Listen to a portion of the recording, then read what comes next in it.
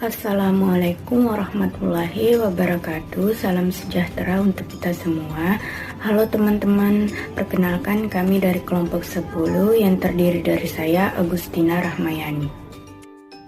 Saya Reja Fitriansyah.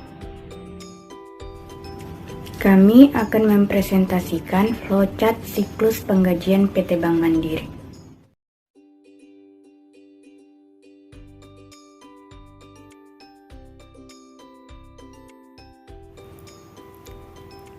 Di sini kelompok kami akan menjelaskan yang pertama PT Bank Mandiri, yang kedua flowchart, yang ketiga flowchart penggajian PT Bank Mandiri. Selanjutnya PT Bank Mandiri. Bank Mandiri adalah bank yang berkantor pusat di Jakarta dan merupakan salah satu bank terbesar di Indonesia dalam hal aset, pinjaman, dan simpanan. Bank ini berdiri pada tanggal 2 Oktober 1998 sebagai bagian dari program restrukturisasi perbankan yang dilaksanakan oleh pemerintah Indonesia. Visi: menjadi partner finansial pilihan utama Anda. Misi: menyediakan solusi perbankan digital yang handal dan simpel yang menjadi bagian hidup nasabah. Selanjutnya, pengertian flowchart. Flowchart atau bagan alur adalah diagram yang menampilkan langkah-langkah dan keputusan untuk melakukan sebuah proses dalam suatu program. Setiap langkah digambarkan dalam bentuk diagram dan dihubungkan dengan garis atau arah panah.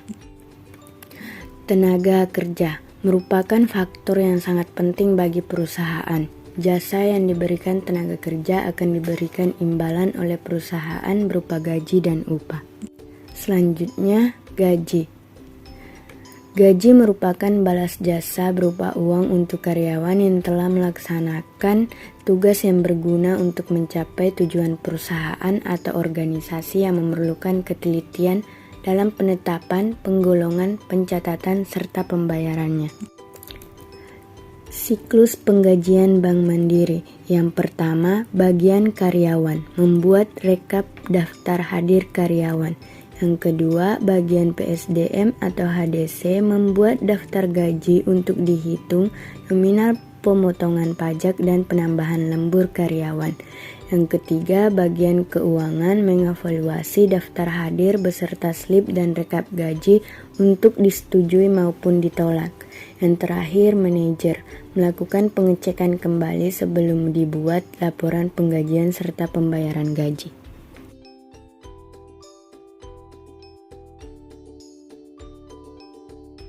Oke, selanjutnya kita masuk ke flowchart sistem penggajian PT Bank Mandiri.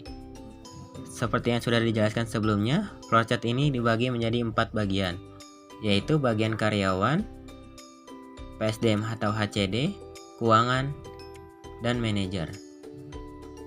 Untuk memulai flowchart ini, dimulai dari bagian karyawan. Bagian karyawan ini menyiapkan datanya secara manual.